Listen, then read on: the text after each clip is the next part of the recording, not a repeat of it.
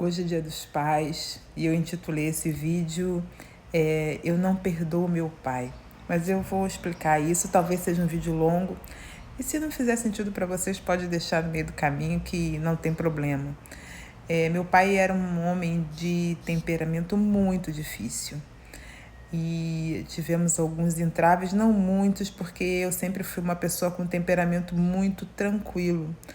Mas quando você é criança, você não tem ideia do quem é aquela pessoa, o que ela já passou. Porque quando você nasce, ela já tem pelo menos aí uns 18 anos, vou botar uma média, tá? Uns 18 a 20 anos.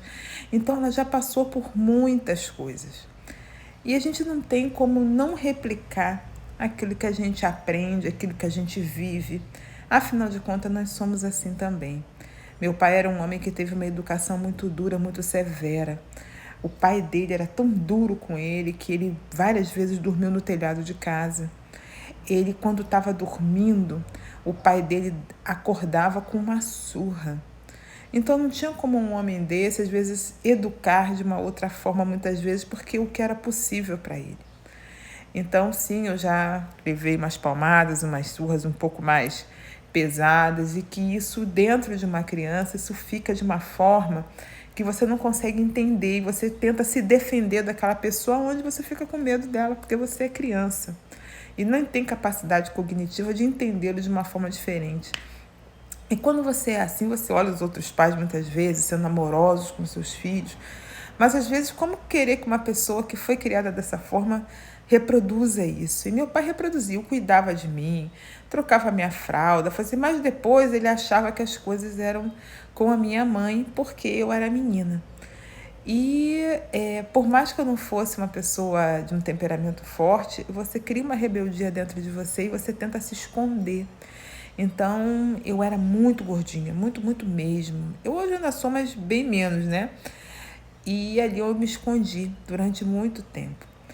E hoje, com o aprendizado, com o meu amadurecimento, eu consigo olhar para esse homem e sendo muito... Quem sou eu para perdoá-lo, sabe? Quem sou eu para perdoá-lo?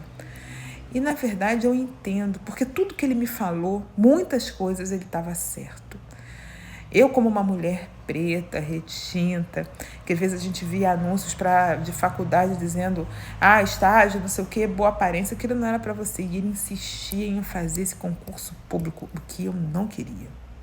Hoje eu sou servidora pública, estou em transição, mas isso me deu total base para eu fazer aquilo que faz sentido para mim, porque ali eu comprovava a minha inteligência, a minha capacidade numa prova e não na minha aparência, que coisas para negros isso ainda é muito forte. E não estou fazendo nenhum vitimismo aqui. E ele estava certo. Mas observei nele, com os anos, quando eu fiz minha dissertação de mestrado, ele foi na minha apresentação, ele e minha mãe, que é aberto, e eles foram e eu vi o olhar dele de orgulho, de eu apresentando um trabalho, ele voltou todo cheio, e entendi que era o que era possível para ele, sabe? Era o que era possível para ele. E eu falo isso aqui porque muitas vezes os pais de vocês, o pai ou mãe, às vezes são um pouco mais duros, mas às vezes ele tem uma história antes de você que você nem sabe. E vi também meu pai, depois que aposentou, que já tinha uma segurança financeira, que era importante. Hoje a gente pode fazer profissões que fazem sentido com a gente, mas naquela época dele não podia. Imagina, meu pai amava cantar. Cantava muito bem.